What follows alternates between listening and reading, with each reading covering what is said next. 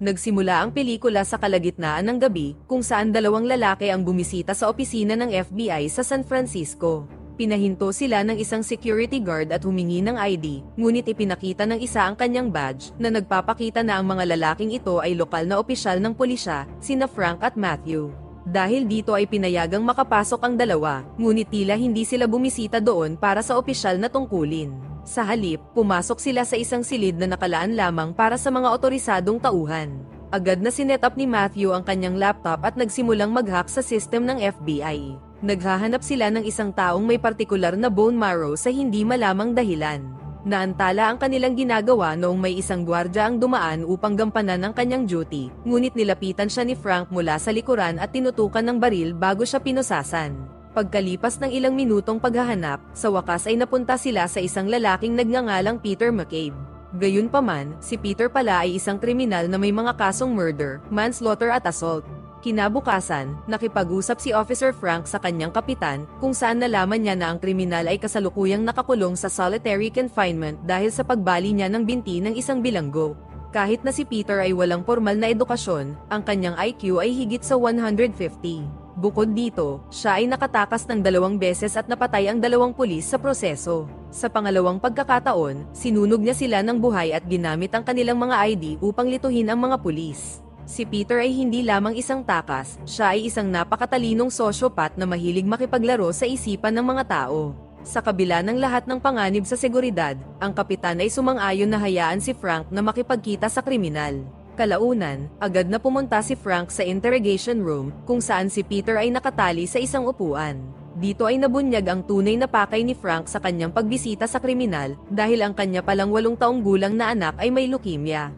Ang bata ay lubhang nangangailangan ng bone marrow transplant upang mailigtas ang kanyang buhay. Pagkatapos mag-apela para sa mga donor sa telebisyon sa nakalipas na 6 na buwan, nagpasya si Frank na gawin ang paghahanap sa kanyang sariling mga kamay. Pinasok nila ang opisina ng FBI noong nakaraang gabi upang tumingin sa database ng mga kriminal, at ang tanging tao na tumutugma sa mga kinakailangan para sa transplant ay si Peter. Sa kabila ng pagkakaalam na maaari niyang iligtas ang buhay ng isang bata, ang kriminal ay walang intensyong tumulong. Pinaglaruan niya pa si Frank at inutusang magmakaawa, bago sinabi na pag-iisipan niya muna ito. Ginawa ng desperadong ama ang lahat ng pagmamakaawa kay Peter upang mapilit siya, at sinabi pa sa kanya na ang pagtulong niya sa bata ay ang magsisilbing katubusan sa mga kasalanan niya. Gayunpaman, malinaw na ang isang kriminal na tulad niya ay hindi naghahangad ng katubusan, at sa halip ay kasiyahan at kalayaan ang tanging gusto niya.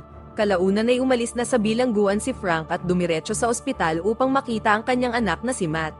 Doon ay nakatanggap pa siya ng higit pang masamang balita, noong sabihin sa kanya ng doktor na may ilang linggo na lang si Matt para mabuhay ng walang bone marrow transplant.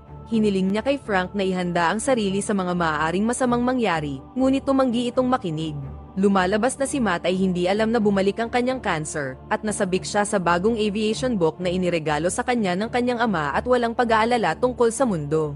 Gayunpaman, nang maramdaman ng pag-aalala ng kanyang ama, nalaman ng bata na may mali at nagtanong kung siya ay mamamatay. Sinabi sa kanya ng kanyang ama ang tungkol sa muling paglitaw ng cancer, ngunit nagsinungaling siya nang sinabing nakahanap na sila ng isang donor na handang lumahok. Natuwa ang bata sa narinig na balita, ngunit nagbigay siya ng isang taos-pusong mensahe sa kanyang ama dahil alam niya na kahit hindi matagumpay ang operasyon, ginawa ng kanyang ama ang lahat ng kanyang makakaya upang tumulong. Sa oras na iyon, nakatanggap ng tawag si Frank mula sa bilangguan dahil pumayag na si Peter sa transplant, ngunit gusto niyang makita muna si Matt bago niya ito kumpirmahin. Sa kabila ng pag-aalinlangan, pumayag rin sa huli si Frank. Kinabukasan, magkasama sina Peter at Matt sa isang interrogation room, kung saan hiniling ni Peter sa bata na tawagin siya nitong Tito Pete, at nagkaroon sila ng maikling pag-uusap. Walang mali siya sa kanilang usapan, at nangako pa si Peter na magiging donor ng bata.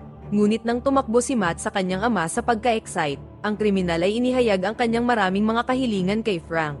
Gusto niyang makaalis sa solitary confinement at makihalubilo sa ibang mga preso. Nais din niyang maibalik ang kanyang pribilehiyo sa paninigarilyo, at dapat siyang pahintulutang gumamit ng computer sa library ng bilangguan. Ang warden sa bilangguan ay hindi pumapayag sa lahat ng iyon, ngunit matapos siyang pilitin ni Frank ay sumang-ayon rin ito. Di nagtagal, si Peter ay binigyan ng isang sigarilyo, na nagudyok sa kanya na pirmahan na ang consent form. Kalaunan ay iniwan na siya ng mga pulis na mag-isa, kung saan sinimulan na ni Peter ang unang hakbang sa kanyang planong pagtakas. Itinali niya ang kanyang sintas ng sapatos sa kanyang hinlalaki at dinislocate ito. Samantala, nag-aalala si Matt na makakatanggap siya ng bone marrow mula sa isang kriminal. Ngunit iginiit ng kanyang ama na ang pagtanggap ng dugo mula sa isang matandang tao ay hindi magpapatanda sa kanya, at gayon na din ang mga kasalanan ni Peter ay walang kinalaman sa kanyang katawan. Sa bilangguan, ipinagpatuloy ng baliw na kriminal ang mga paghahanda at lumapit sa isang lihim na supplier ng droga. Ayaw makipagnegosasyon ng lalaki sa kanya, ngunit pinagbantaan siya ni Peter at sinabing kailangan niya ng ampule ng isang gamot na tinatawag na Narcan, na ginagamit upang gamutin ang mga taong na-overdose. Tinanong ng supplier kung para saan niya ito gagamitin, na sinagot naman ni Peter na malalaman ito ng lahat sa takdang panahon. Maya-maya, habang nagsusumikap ang supplier sa pagkuha ng Narcan, pumunta si Peter sa library at ginamit ang computer upang pag-aralan ang mapa ng ospital kung saan gagawin ang transplant. Nais ng matalinong kriminal na planuhin ang kanyang ruta para sa pagtakas sa ospital. Nang suriin ng guard kung ano ang kanyang ginagawa, nagkunwari siyang naglalaro ng chess, at dahil napakahusay niya dito ay hindi na sila naghinala. Samantala, inihanda ng puwersa ng pulisya ang ospital para sa pagdating ni Peter at tinitiyak ang kumpletong kaligtasan. Magkakaroon ng ilang helicopter na lumilipad sa itaas at i-escort siya ng isang hukbo papunta at pabalik sa ospital. Sa gabi bago maganap ang malaking araw, ibinigay ng supplier kay Peter ang mga gamot nito sa pang-araw-araw, ngunit palihim na 2 baso ang ibinigay niya sa kanya at ang isa ay para sa ampule na naglalaman ng Narcan. Nang mag-isa sa kanyang selda, itinali niya ng sinulid ang ampule at ang kabilang dulo ay sa kanyang mga ngipin, at sa kanilamon ito upang hugutin na lang sa oras na kailangan niya. Dumating sa wakas ang araw ng transplant, at si Peter ay dinala sa ospital ng isang malaking security convoy. Siya ay dinala sa operating room habang nakatali, ngunit ang mga ito ay kailangang alisin noong inilagay na siya sa kama. Gayunpaman, ipinosas pa rin siya ng mga pulis sa mismong kama upang hindi makatakas. Sa sandaling pinapatulog siya ng mga doktor upang simulan ang transplant, binasag ni Peter ang ampule sa kanyang bibig upang mainom ito. Pinipigilan siya nitong tuluyang mawalan ng malay kahit na nilagyan na siya ng mga anesthesia, na labis na ikinakapagtaka ng mga doktor. Bago pa nila matuklasan ang kanyang plano, nagawa na ni Peter na makaalis sa posas, salamat sa kanyang nabaling hinlalaki. Gumamit siya ng gas pipe na nasa loob ng operating room upang atakihin ang mga doktor at mga gwardya bago siya tuluyang tumakbo. Si Frank na kanina pa nakamasid sa kaguluhan mula sa itaas na palapag, ay tumakbo upang pumunta doon. Tinulungan niya muna ang mga nasusunog na doktor bago ibinaling ang kanyang atensyon sa kriminal. Nagpadulas si Peter patungo sa isang laundry chute at nagsuot ng coat ng doktor upang itago ang sarili. Where does it go? Laundry, basement. Help me with these people. I bet the bastard dislocated his stump. Sa kabila ng pagkakatali sa kanyang mga paa at isang tama ng baril sa kanyang binti, hindi sumuko si Peter sa kanyang plano. Pumunta siya sa isang silid at nagbanta sa isang lab technician upang putulin ang posas gamit ang mga laser gun. Pagkatapos nun, tumungo siya sa emergency room para makakuha ng shot ng morphine para sa sakit, ngunit nahuli siya ni Frank sa akto. Sa isang intense na sandali, humawak si Peter ng isang patalim sa lalamunan ni Samantha, ang doktor na in charge sa transplant ni Matt. Hinihiling niya na itigil na ni Frank ang paghabol sa kanya, ngunit tumanggi ito at sinubukang barilin siya. Gayunpaman, ibinunyag ni Samantha na kung mamamatay si Peter, mawawala ng silbi ang bone marrow nito na magiging dahilan upang hindi mailigtas si Matt. Habang pinag-iisipan ni Frank kung ano ang gagawin, lumitaw ang isang pulis na nagngangalang Wilson mula sa likod.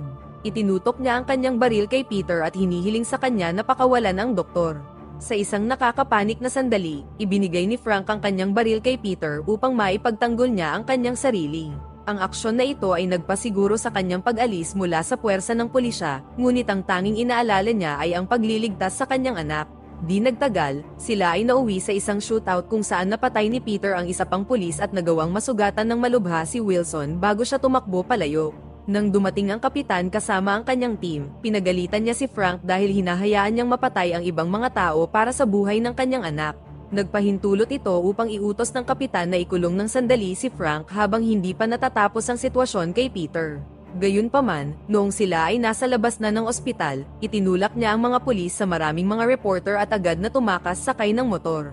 Samantala sa loob, nagdugo ang ilong ni Matt kaya pumunta si Samantha upang alagaan siya. Kasama rin ng dalawa ang pulis na si Matthew na kasalukuyang kausap si Frank mula sa telepono, ngunit agad siyang inatake at pinatumba ni Peter. Nagbanta ang kriminal kay Samantha upang ibunyag kung saan nakalagay ang cyclopropane sa ospital.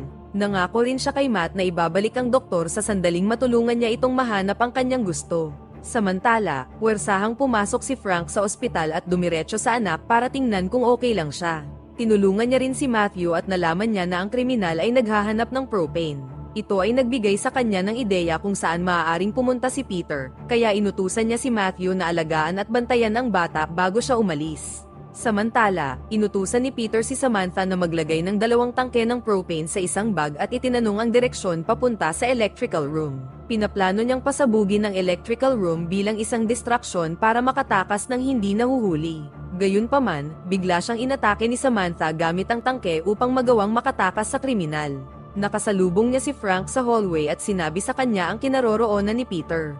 Ang desperadong ama ay nakiusap sa kanya na huwag sasabihin sa pulis ang tungkol sa kinaroroonan ni Peter dahil tiyak na mapapatay siya.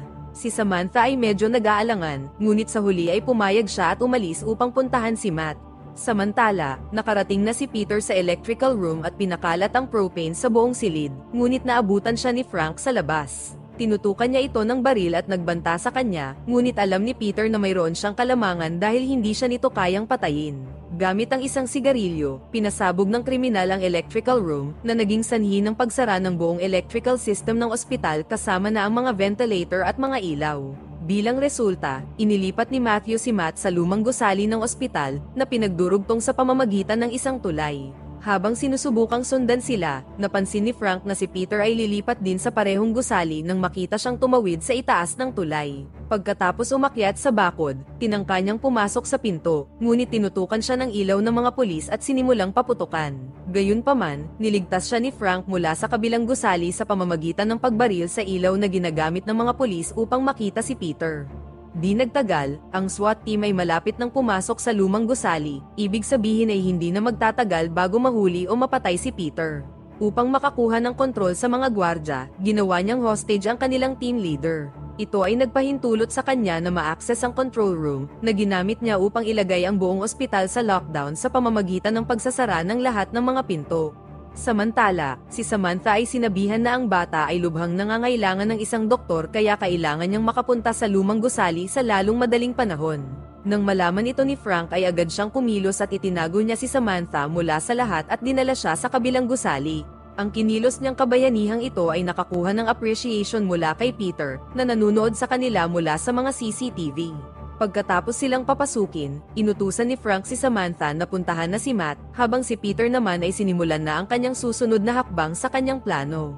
Dinala niya ang mga hostage sa rooftop bilang distraksyon sa mga pulis dahil alam niyang gagawin itong pagkakataon ng kapitan at ng kanyang team upang tumawid sa tulay para pumunta sa gusali. Lingid sa kanilang kaalaman, naglagay si Peter ng tangke ng propane malapit sa tulay upang patayin sila, ngunit nalaman ni Frank ang kanyang plano at niligtas ang kapitan at ang buhay ng kanyang team sa pamamagitan ng pagpapasabog ng propane noong wala pa sila sa tulay. Ngayon ang tanging tao sa gusali ay sina Peter, Frank, Matthew, Matt at Samantha. Ang tatlo ay nasa loob ng isang nakalock na silid, habang ang dalawa pa ay nasa labas. Lumapit si Peter kay Frank at nagbanta na papatayin siya, ngunit mabilis na binuksan ni Matt ang pinto para iligtas ang kanyang ama. Ginawa niyang bihag ang tatlo at naghanda na upang isagawa ang huling hakbang sa kanyang pagtakas. Kinuha niya ang bata bilang hostage at nagtungo sila sa morgue, na may daan patungo sa underground tunnel. Ito ang orihinal na escape plan ni Peter matapos niyang makuha ang mapa ng tunnel mula sa computer. Pagkatapos ay gumawa siya ng isang butas sa dingding at humingi ng tawad sa bata. Sinabi niya sa kanya na nais niya naman itong tulungan kung sanang wala siya sa ganitong sitwasyon. Pagkatapos nito, iniwan niya ang bata doon at tumakbo sa lagusan. Ngunit hindi nagtagal, nalaman ni Frank ang tungkol sa plano ni Peter at nakita siyang nagmamaneho palayo sakay ng isang asul na sasakyan.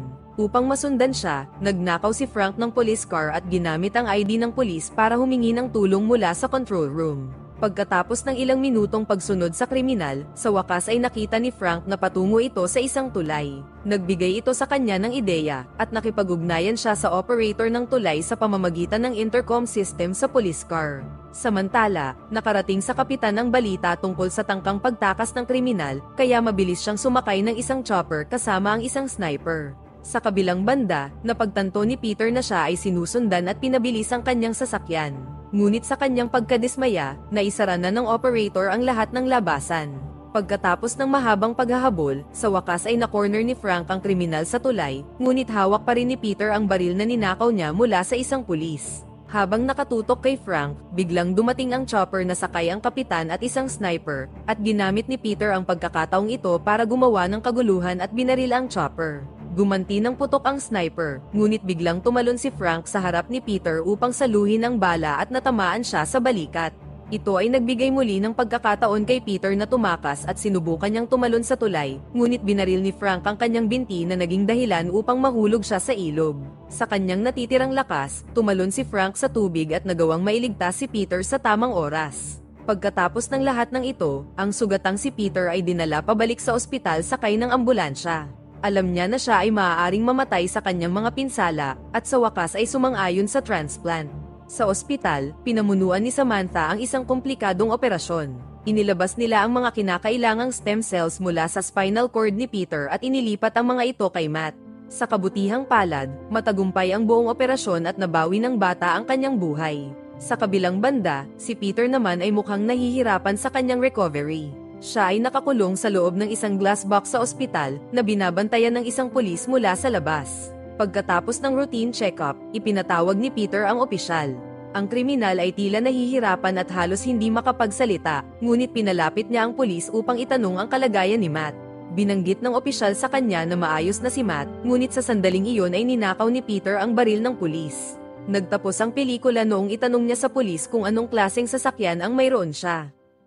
Maraming salamat sa panunood. Sana ay nagustuhan mo ang pelikulang ito. Huwag kalimutang mag-like at subscribe, pati na rin ang notification bell para updated ka sa mga bagong upload.